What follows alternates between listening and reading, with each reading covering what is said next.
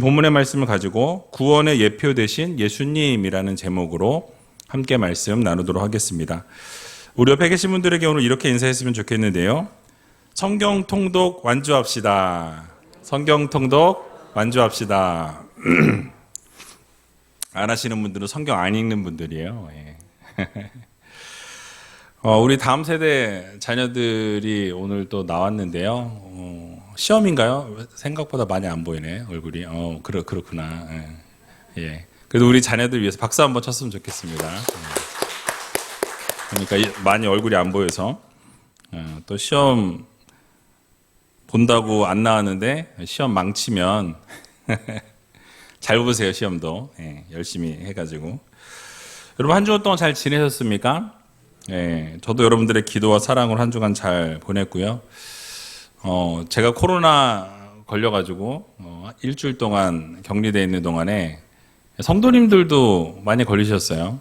그래서 저 때문에 걸린 건 아니에요. 또 오해하지 마시고. 어쨌든 이 격리되어서 방에 있었는데요. 지난번 걸렸을 때보다는 훨씬 나은 것 같고요. 무기력증도 없어진 것 같아서 참 감사하고 그랬습니다.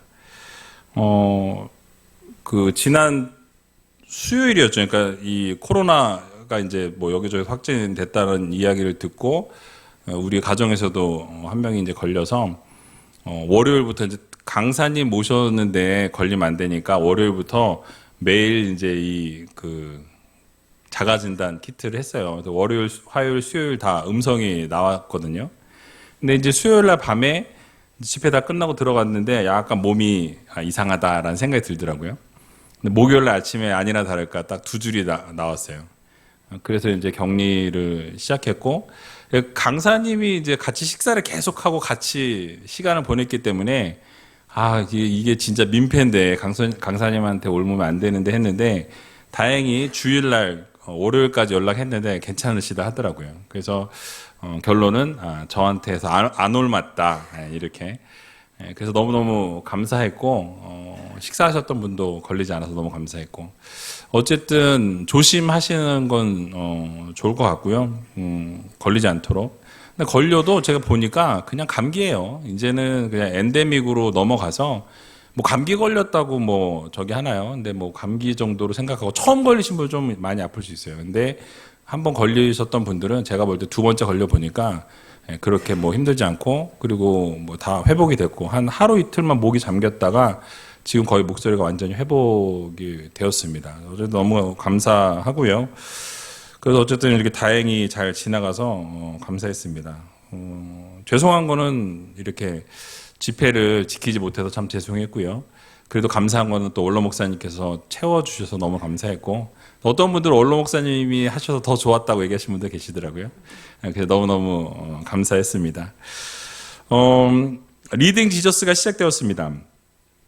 주보에 나갈 거지만 35개 조가 편성이 됐고요. 288명이 함께 이제 동참하고 있습니다. 또 더 들어오겠다라는 분들도 계셔서 아마 290명, 300명까지 되지 않을까라는 생각을 하고 있습니다. 제가 임직자 반에 들어가 있는데 아주 열심히 완독이 올라오고 있어요. 그래서 저도 올려야지 해놓고 막 까먹고, 저 다 했어요. 왜냐면 설교 준비하기 위해서 저는 다 읽을 수밖에 없기 때문에 다 읽고 완독을 안 올렸을 뿐이지. 그리고 한 가지 말씀드리고 싶은 거는 매일매일 완독도 올리시지만 누가 올렸는지 안 올렸는지 모르니까 광고가 나가게 될 텐데, 한 주가 끝났을 때 그 한 주간에 여러분 성경 통독표 색칠하시잖아요. 색칠하실 때 한 주간이 끝나면 한 줄이 다 색칠이 되고 난 다음에 사진을 찍어서 그 사진 찍은 걸 카톡방에 한번 올려주시면 좋을 것 같습니다. 그래서 그렇게 올려주시면 한 주 동안 다 읽으셨구나, 체크가 될 것 같아요. 그래서 매일 완독도 올려주시는 것도 중요하지만 한 주간이 끝나고 나서 그 한 주간의 모든 걸 읽고 난 것에서 사진을 찍어서 그 통독표 체크하신 거 그렇게 올려주시면 좋을 것 같다라는 생각이 듭니다. 그래서 이 45주 동안 열심히 동참하셔서 이 성경 통독 아름답게 완주하고 정말 은혜를 함께 잘 나눴으면 좋겠습니다. 자, 그동안 금요일에는 사무엘상 말씀, 또 에베소서 말씀을 번갈아서 함께 살펴보았고요. 주일에는 다니엘 말씀과 마가복음 말씀을 번갈아서 같이 이렇게 구약과 신약을 골고루 이렇게 나름대로 의도적으로 그렇게 순서대로 말씀을 전했는데요. 오늘부터는 이제 그것을 어쩔 수 없이 내려놓고 이 리딩 지저스의 그 순서에 맞게 통독에 맞춰서 금요 성경 집회 말씀과 주일 말씀을 준비하려고 합니다. 그래서 월요일부터 오늘까지 창세기 20장까지 읽으셨으면 여러분 잘 읽으신 거고요. 모든 내용을 다 나눌 수는 없지만 중요한 부분을 좀 함께 나눴으면 좋겠다라는 생각에 오늘 본문을 준비했습니다. 그러니까 하나님께서 이 세상 만물을 창조하셨습니다. 근데 무엇으로 하나님께서 이 세상 만물을 창조하셨죠? 예, 말씀으로 창조하셨다라고 성경은 말씀하죠. 창세기 1장 1절에 보니까 이 세상 모든 근원이 소개되어 있는데요.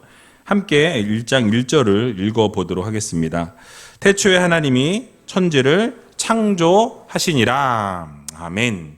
그러니까 여러분 모든 것의 근원이 성경 말씀 첫 장 첫 절에 딱 나와 있어요. 누가? 하나님께서 이 세상 만물을 어떻게? 말씀으로 창조하셨다라고 이렇게 설명하고 있습니다. 이 세상 시작될 때 이 모든 것을 하나님이 창조하셨는데 이 창조가 어떠한 창조냐? 무에서 아무것도 없는 것에서부터 유로 있는 것으로 창조하셨다. 빛이 있으라 하심에 어떻게 됩니까? 빛이 있었고 라고 말씀하죠. 어둠이 있으라 하시면 어둠이 있었고. 그러니까 하나님이 말씀하시는 대로 그 순서에 따라 모든 것이 다 창조되어지는 것을 우리는 성경을 통해서 보게 된다라는 것이죠. 우리가 너무나 잘 알고 있듯이 하나님께서 이 세상 만물을 6일 동안 창조하셨습니다. 그러면서 좋았더라 좋았더라 계속 말씀하시죠. 그런데 인간을 지으시고는 어떻게 하셨죠? 심히 좋았더라라고 말씀하십니다. 그냥 좋은 게 아니라 너무너무 좋았다라는 거예요. 하나님의 모양과 하나님의 형상을 따라 인간을 창조하시고 그 인간을 창조하신 이후에 그 인간을 바라보실 때 하나님께서는 너무너무 좋았다라고 성경은 그렇게 설명하고 있는 것을 보게 됩니다. 그런데 여러분 그렇게 심히 좋았던 인간이 어떻게 되죠? 하나님의 말씀에 불순종하게 됩니다. 하나님께서 먹지 말라 하신 그 먹게 된 날에는 선과 악을 알게 하는 나무의 실과를 먹게 되면 정녕 어떻게 되리라? 죽으리라 라고 말씀하셨음에도 불구하고 이 아담과 하와가 그것을 뱀의 유혹에 이기지 못해 어떻게 됩니까? 넘어가게 된다라는 거예요. 그래서 아담과 하와의 타락으로 말미암아서 완벽하고 아름답게 창조되었던 이 세상에 어그러지게 되었고 죄가 들어오게 되었다라고 성경은 말씀합니다. 그러나 하나님께서는요, 이렇게 타락한 인간들을 그대로 두지 아니하시고 하나님은 계획을 세우세요. 또 그렇게 타락하고 하나님과 멀어지려고 하는 이 아담과 하와를 향해서 그들을 다시 회복시키고자 하는, 다시 한번 하나님께서 놀라운 은혜와 역사를 부어주시고자 하는 계획을 세우시게 되었다라는 거예요. 그래서 죽음에서부터 옮겨주실 계획을 세우시게 됩니다. 바로 그 계획의 시작이 바로 오늘 본문 3장 15절에 나와 있다라는 거예요. 그래서 이 3장 15절을 우리는 원시 복음이다, 최초의 복음이다라고 이렇게 설명하는 본문이 바로 이 창세기 3장 15절의 말씀입니다. 3장 15절 말씀을 같이 한번 읽어보겠습니다. 내가 너로 여자와 원수가 되게 하고 너의 후손도 여자의 후손과 원수가 되게 하리니 여자의 후손은 내 머리를 상하게 할 것이요 너는 그의 발꿈치를 상하게 할 것이니라 하시고 아멘.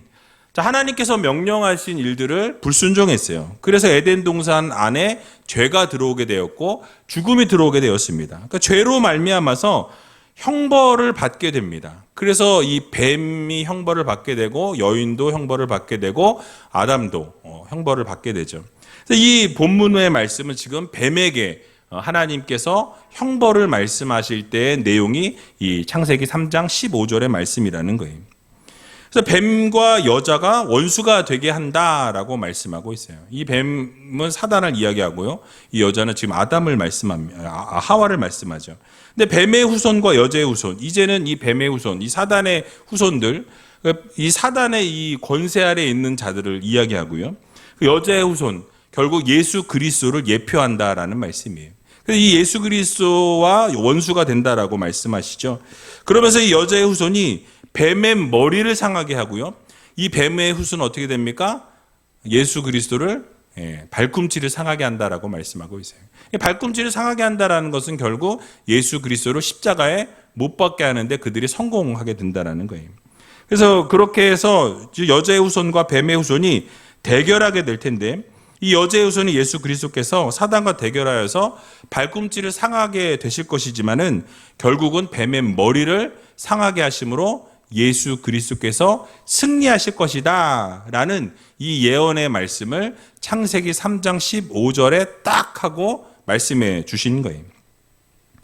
영원히 죽을 수밖에 없었던 인간들을 결국 하나님께서 그대로 두지 않으시고 여자의 후손인 예수 그리스도를 통하여서 어떻게 다시 회복시키시고 살리시겠다라는 이 구원을 약속해 주시게 됩니다. 그래서 이게 바로 원시 복음이라는 거예요. 그래서 여러분, 우리가 깨달아야 할 것은 이 세상이 시작이 되고 인간의 타락으로, 인간의 이 불순종으로 말미암아서 영원한 죽음이 오게 되었지만은 그럼에도 불구하고 우리를 사랑하시는 하나님께서는 예수 그리스도를 약속해 주시고 놀라운 사랑과 은혜로 다시 한번 살려주시려고 하는, 회복시키시려고 하는 계획과 이 언약이 이 창세기 시작부터 준비되어져 있었다라는 말씀이에요. 우리 영원한 죽음에서 영원한 생명으로 옮겨주시고 우리를 구원을 허락해 주셨다라는 이 사실이, 이 예수님이라는 단어가 나와 있지 않고 거기에 복음이라는 단어가 나와 있지 않고 예수 그리스도께서 구원하신다라는 단어가 이 창세기 3장 15절엔 전혀 나와 있진 않지만 그 중심에는 예수 그리스도를 지금 예표하고, 여자의 후손이라는 이 단어로 예수 그리스도를 예표하고 있다는 거죠. 예수 그리스도를 나타내고 있다는 사실입니다. 발꿈치를 상하신 주님께서 그대로 죽음에 머물러 계셨다라고 한다면 우리의 구세주가 되실 수 없었어요. 우리를 생명으로 옮기실 수 있는 능력이 없었을 거라는 거죠. 그러나 죽음에 머물러 계시지 아니하시고 어떻게 되셨습니까? 3일 만에 살아나셨다라고 성경은 말씀하고 있는 것이죠.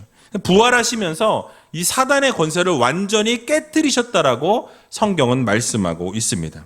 그리고 사단의 권세는 어떻게 됩니까? 예수님께서 재림하시는 그 마지막 때에 모두 불과 유황못에 던져지게 될 것이다라고 요한계시록 20장에 기록하고 있는 것을 우리는 보게 됩니다. 근데 이러한 완전한 승리를 이루실 때까지 이 사단은 이 상한 머리를 감싸 쥐고서 최후의 발악을 할 거라는 거예요. 이미 승리를 이루셨지만 이 완벽한 승리는 예수 그리스도의 재림 때에 완벽한 승리가 이루어지게 된다라고 성경은 우리들에게 예언해 주고 있는 것이죠. 그래서 여러분 어떻습니까? 지금 사단은 머리를 다쳐가지고 맛이 갔어요.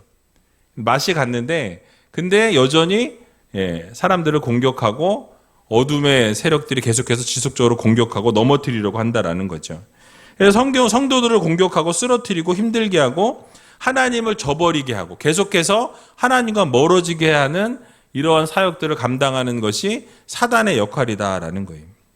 그들은 그런 권세와 능력을 강력하게 사용해서 어떻게든지 하나님과 멀어지도록, 그리고 결국은 자기들의 어떻게 후손으로 만들고자 하는 그 노력을 끊임없이 예수 그리스도 재림의 날까지 지속할 것이다라는 말씀이죠. 그러나 우리가 사단을 두려워할 필요가 있습니까? 없습니까? 두려워할 필요가 없습니다. 왜요? 예수 그리스도께서 이미 승리하셨기 때문에 그렇습니다. 그러니까 주님께서 이미 죽음에 머물러 계시지 아니하시고 주님께서 승리하셨기 때문에 주님께서 부활하시고 승리하신 그 주님을 우리가 믿으면 우리도 어떻게 됩니까? 그 어둠의 세력들로부터 승리할 수 있다는 사실을 여러분 모두 믿으시기 바랍니다. 그래서 우리가 주님이 승리하셨기 때문에 예수 그리스도의 권세를 의지하는 자, 예수 그리스도를 구세주로 믿는 자, 그들에게, 우리들에게 결국 승리가 보장되어 있다라는 이 사실을 여러분 모두 믿으시기 바랍니다. 그래서 우리는 이 창세기 3장 15절을 말씀드린 것처럼 원시복음이라고 말씀해요. 그러니까 처음부터 예언이 되어져 있던 말씀이다라는 거죠. 우리를 구원하신 예수 그리스도가 이미 창세기에 딱 기록되어 있다라는 거예요. 복음이라는 거죠. 이게 그래서 최초의 복음이다라고 해서 원시복음이라고 우리는 부릅니다. 다시 말씀드리면 이 구원의 복음이 예수 그리스도께서 이 땅에 오심으로부터 그 구원의 복음이 시작된 것이 아니라, 신약 시대 때부터 우리에게 복음이 주어진 것이 아니라 이미 창세 때에 하나님께서 천지를 창조하시고 인간들을 만드셨는데 그들이 불순종함으로 죄가 들어오는 그 순간에 이미 하나님께서 만물이 창조된 이후에 인간이 범죄한 이후, 그 이후에 벌써 어떻게 하셨습니까? 이 복음을 준비하셨다라는 거예요. 자비로우신 하나님께서 이미 구원을 준비하시고 우리에게 그 구원이 주어졌다라는 것을 우리는 반드시 기억해야 할 것입니다. 이렇게 예수님을 예표하는 증거는요, 구약에 수도 없이 많이 나옵니다. 그 중에 또 한 가지를 이 창세기에서 살펴보면은 창세기 3장 21절에도 나와 있는데요. 같이 한번 3장 21절을 읽어보도록 하겠습니다. 여호와 하나님이 아담과 그 아내를 위하여 가죽옷을 지어 입히시니라. 아멘. 아니 뭐 가죽옷을 지어 입힌 걸 왜 갑자기 얘기하나라고 생각하시는 분들이 있을지 모르겠어요. 근데 여러분, 아담과 하와가 하나님 말씀에 불순종하게 되죠. 그러니까 죄를 저지르게 되었고요. 자신들의 수치를 가리기 위해서 그들이 했던 것이 무엇입니까? 무화과 나무를 엮어가지고 치마를 만들었다라고 그렇게 성경은 말씀하고 있어요. 여러분, 그런데 햇빛이 비치면 무화과 나무 이 잎사귀는 어떻게 될까요? 마르게 되겠죠. 그 마르게 되면 가렸던 것이 다시 다 드러나는 그런 일이 일어날 수밖에 없다라는 거죠. 치마를 만들어 입었지만 그것은 다시 또 드러나게 되고 수치가 다 드러날 수밖에 없다라는 거예요. 그리고 나서 그들이 했던 것은 무엇이냐면 에덴 동산에서부터 하나님의 낯을 피하여 그들은 숨었다라고 성경은 말씀하고 있는 것을 보게 됩니다. 하나님 앞에 불순종하게 될 때 하나님께서 만들어 놓으신 아름다운 이 에덴 동산에서 죄가 발생하게 되었고, 죄가 들어오게 되니까 하나님으로부터 멀어지는, 하나님으로부터 숨게 되는 그런 일들이 발생하기 시작했다라는 거예요. 여러분, 그런데 우리 하나님께서는요, 그렇게 숨어있는 그들을 향해서 수치를 가려주시기 위해서 뭘 하셨다고 말씀하죠? 바로 가죽옷을 지어 입히셨다라고 이렇게 말씀하고 있어요. 자, 여기서 가죽옷이라는 이 단어에서 옷이라는 단어가 어떤 단어냐면 코트나 어떤 이 외투 뭐 이런 뜻이에요. 여러분, 코트가 어떤 거죠? 지금 제가 입고 있는 양복보다 코트는 조금 더 길겠죠. 근데 그런 의미예요. 좀 긴 그런 코트, 그런 긴 옷을 하나님께서 가죽으로 아담과 하와에게 입히셨다라는 그런 말씀이에요. 윗몸 전체를 가리고 한 무릎 정도까지는 그렇게 내려오는 그런 가죽옷을 그들에게 입히셨다라는 그런 의미인데요. 그러니까 하나님께서 짐승의 가죽으로 의복을 입히시는 자비를 베풀어 주셨다라는 말씀이죠. 그러니까 불순종하고 하나님 말씀을 어겼던 인간들이었지만은, 범죄한 인간이었지만 그럼에도 불구하고 하나님께서는 자비를 베푸셨고 사랑을 베풀어 주시고 은혜를 베풀어 주셔서 어떻게 가죽옷을 입혀주셨다라고 이렇게 설명하고 있습니다. 자, 그러면 여러분 생각해 보세요. 가죽은 어디서 나왔을까요? 가죽이 하늘에서 그냥 뚝 떨어집니까? 그럼 어떻게 나왔을까요? 가죽은? 그죠? 동물을 잡았겠죠. 가죽이 생겼다는 것은 인간을 위해서 짐승을 잡아서 피를 흘렸다는 것을 말씀해 주고 있어요. 그러니까 하나님께서 희생 제물을 선택하신 거죠. 그러니까 죄를 지은 인간을 감싸기 위해서 죄 없는 짐승을 희생시켜서 가죽을 내어서 그 가죽을 가지고 이 사람들을 덮어주셨다라는 그런 의미인 것이. 짐승이 피를 흘린다라는 것은 이 구약시대에 계속 진행된 희생 제사의 그 시작을 의미합니다. 이때부터 구약의 어떤 이 희생 제사, 이 부분이 시작이 되었다라고 그렇게 생각하시면 될 것 같습니다. 더 나아가서는 이것이 끝이 아니라 장차 인간의 죄를 대속하실 누가? 예수 그리스도를 예표하는 것이 바로 이 가죽 옷이라고 말씀드릴 수 있는 것입니다. 결국 십자가에서 희생 제물이 되셔서 물과 피를 다 흘리신 예수 그리스도께서 속죄 사역을 이루시게 된다라는 것을 이 창세기에 가죽옷이라는 이 단어로 또 표현해주고 있다는 것을 우리는 기억해야 한다는 말씀이에요. 즉 하나님께서 인간의 추악한 죄를 가려주시기 위해서 죄 없는 짐승을 희생시키신 것처럼 죄 없는 독생자 예수 그리스도를 희생양 삼으셨다라는 것을 우리는 반드시 마음 깊이 새겨야 할 것입니다. 결국 말씀하고 있는 것이 무엇입니까?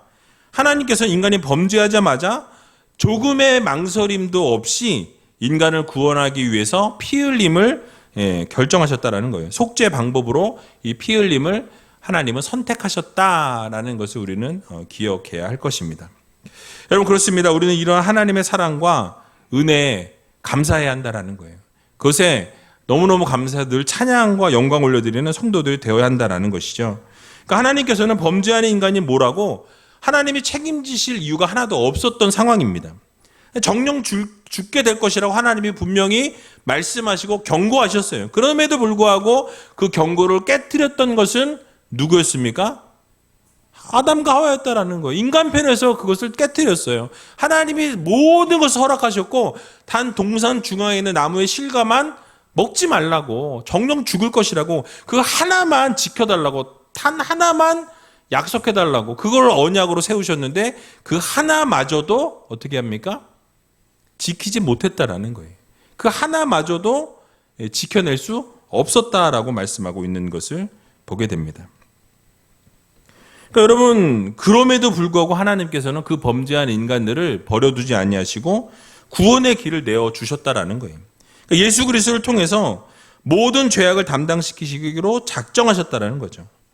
그러니까 아담과 하와가 희생의 이 짐승의 가죽옷을 입음을 통해서 수치를 가리게 된 것처럼, 여러분, 이 죄인인 우리 모두가 십자가에 피 흘려 죽으신 예수 그리스도를 통해서, 그 흘려주신 보혈을 통해서 예수 그리스도를 우리가 옷 입음으로 말미암아서 우리의 죄도 어떻게 됩니까? 완벽하고 완전하게 사해진다라는 것을 여러분 모두 믿으시기 바랍니다. 근데 어떤 죄를 지었든지 간에, 그 죄가 무슨 죄이든지 간에 모든 그 죄의 수치는 예수 그리스도의 십자가로 다 덮어질 수 있다라는 이 사실을 여러분 모두 믿으시기 바랍니다. 그래서 로마서 13장 14절에 보니까 이렇게 우리들에게 말씀해 주고 있습니다. 같이 한번 읽어보겠습니다. 오직 주 예수 그리스도로 옷 입고 정욕을 위하여 육신의 일을 도모하지 말라. 아멘. 예수 그리스도로 옷을 입으라고 말씀하고 있어요. 왜 그렇습니까? 우리가 우리의 죄의 문제를 해결할 수 없기 때문에 그렇습니다. 우리가 우리의 죽음의 문제를 해결할 수 없다라는 거예요. 오직 예수 그리스도만이 우리의 죄의 문제를 해결하실 수 있고 우리의 죽음의 문제 역시도 해결하실 수 있는 분이 오직 예수 그리스도이심을 여러분 모두 믿으시기 바랍니다. 그래서 모든 이 죄의 문제와 이 죽음의 문제가 예수 그리스도로 옷 입을 때 해결이 되어진다라는 거예요. 하나님께서 의로움으로 우리에게 옷을 입혀 주실 때에 그 수치가 가려지고 죄의 문제가 해결되어진다라는 이 사실을 여러분들 모두 마음 깊이 새기시기 바랍니다. 그러므로 우리 모두가 예수 그리스도로 옷 입고 예수 그리스도를 위해 살아가는 성도들이 되어야 할 것입니다. 그래서 이 세상 살아가는 동안 날마다 하나님이 기뻐하시는 모습으로 서고 하나님이 원하시는 삶을 살아 올려드리는 귀한 우이제일교회 모든 성도님들이 다 되시길 주님의 이름으로 간절히 축원드립니다. 마지막으로 한 가지만 더 살펴보고 말씀을 마치도록 하겠습니다. 창세기 6장에 보면 또 한 가지 예표가 나오는데요. 바로 노아의 방주입니다. 여러분들이 노아의 방주 이야기는 너무나 잘 아시는 말씀이에요. 그러니까 하나님께서 아담과 하와에게 은혜를 베풀어 주셔서 살게 하셨지만은 그들의 자녀인 가인과 아벨의 사건을 보게 되면 어떻게 되죠? 가인이 아벨을 쳐 죽이는, 들여서 쳐 죽였다라고 이렇게 말씀하는 것을 보게 됩니다. 그러니까 형이 동생을 쳐 죽이는 범죄가 일어나게 되었다라고 성경은 말씀하고 있어요. 그러니까 불순종의 죄에서 이제 멈추지 아니하고 어떠한 죄까지 나아가요? 살인하는 죄까지 나아가게 되는 것을 우리는 보게 됩니다. 여러분, 인간이 이렇게 악하다라는 거예요. 불순종의 죄가 점점 죄가 관영해지면서 이 살인의 죄까지 나가게 되는 것을 우리는 보게 됩니다. 시간이 흘러가면 흘러갈수록 더 많은 범죄와 죄악들이 관영하게 되었고 결국 인간들이 생각하는 것마다 모든 계획이 악할 뿐이었다라고 창세기 6장에 기록하고 있는 것을 보게 됩니다. 그러니까 죄가 점점 많아지고 점점 더 악해져서 이 세상에 죄가 가득 넘쳐나게 되었다라고 성경은 말씀하고 있는 것을 보게 되죠. 창세기 6장 5절에서 7절에 나와 있는데요. 같이 한번 읽어보도록 하겠습니다. 여호와께서 사람의 죄악이 세상의 관영함과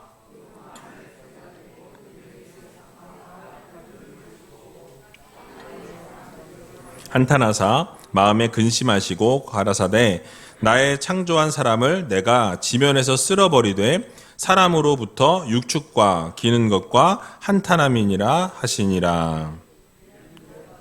제가 뭐 따르길 했나 보네요. 죄송합니다.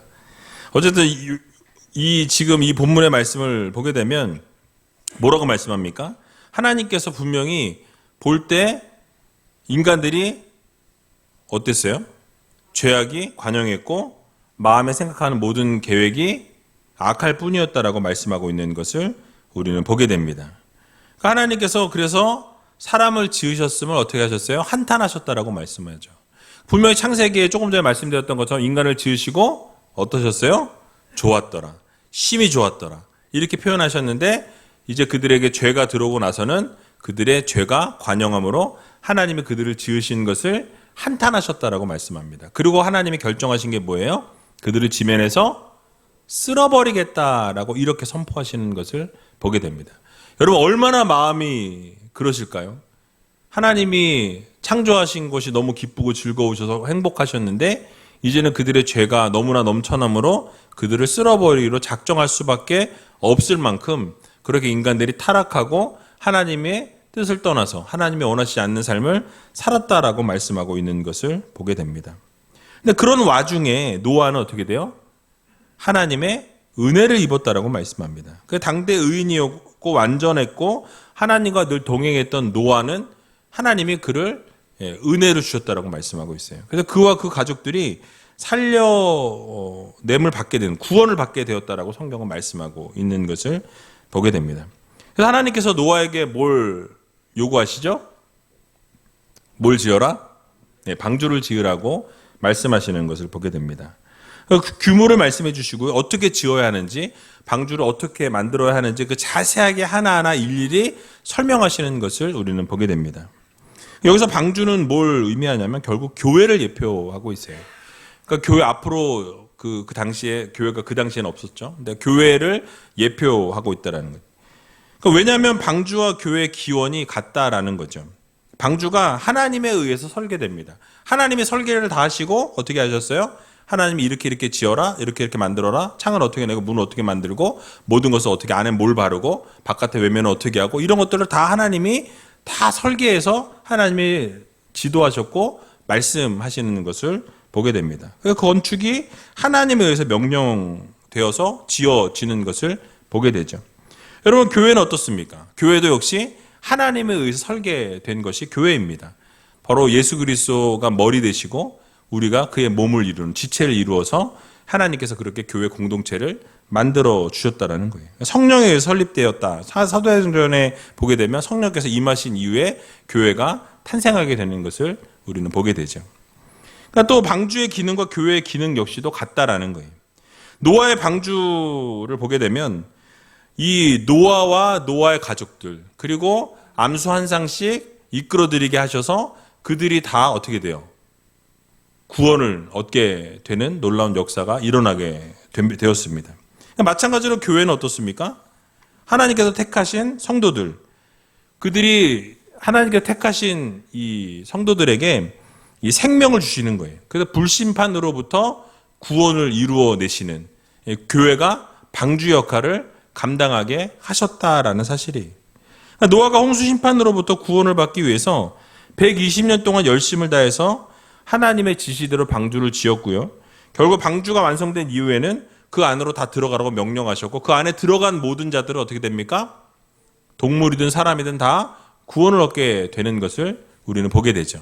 마찬가지로 교회가 이러한 역할을 하게 됩니다. 예수 그리스도를 믿는 자들, 예수 그리스도를 구원자로 믿는 자들, 하나님으로 영접한 자들은 어떻게 하십니까? 교회 안으로 들어온 자들은 다 구원하시고 영원한 생명을 주신다라고 명확하게 말씀하고 계신 것을 우리는 보게 됩니다. 그래서 여러분 우리는 어떻게 됩니까? 예수 그리스도를 곧 모퉁이 돌로 한 이 교회 안에 머물러 있어야 한다라는 거예요. 여러분 어느 누구도 교회 밖에 머물러 있어서는 하나님의 최후의 심판으로부터 이 생명을 보존할 수 있는 자가 없다라는 거예요.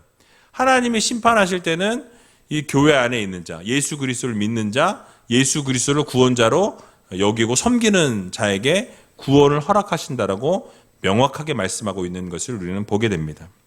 교회는 여러분 예수 그리스도를 머리로 하는 성도들의 모임이라는 거예요. 교회의 주인이신 예수님 앞에 나오는 자들은 구원을 얻게 된다라고 성경은 말씀합니다. 영원한 생명을 얻게 된다는 사실을 여러분 모두 믿으시기 바랍니다. 옆에 있는 분들에게 한번 인사했으면 좋겠는데요. 당신은 영원한 생명을 얻었습니다. 당신은 영원한 생명을 얻었습니다. 그렇습니다. 여러분 예수 그리스도 안에 있는 자들은 이미 영원한 생명을 얻은 사람들이에요. 여러분들은 이미 하나님이 생명록책에 이름을 기록하시고 여러분들의 이름을 하나하나 기록하셨기 때문에 영원한 생명을 얻은 사람들이에요. 그래서 우리는 어떻게 해야 합니까? 그 영원한 생명을 얻었으니 하나님이 기뻐하시는 삶을 살아 올려드리는 성도들이 되어야 한다는 말씀이에요. 그래서 여러분 오직 구원은 누구로부터? 예수 그리스도로부터 시작되어진다는 것을 우리는 기억해야 할 것입니다. 구원을 향한 유일한 문은 예수 그리스도이심을 여러분 모두 믿어야 한다는 거예요. 다른 길이 있습니까? 없습니까? 다른 문이 있습니까? 없습니까?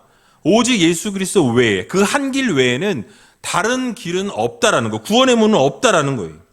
그러니까 노아와 그 가족들과 암수 한 상씩 들어갔던 그 방주 안으로 들어갔던 그 문을 통해서 그들의 자신의 생명을 보호를 받았고 구원을 얻었던 것처럼 예수라는 이 문을 통하지 않고는 우리가 구원을 얻을 수 없다는 사실을 여러분 모두 믿으시기 바랍니다.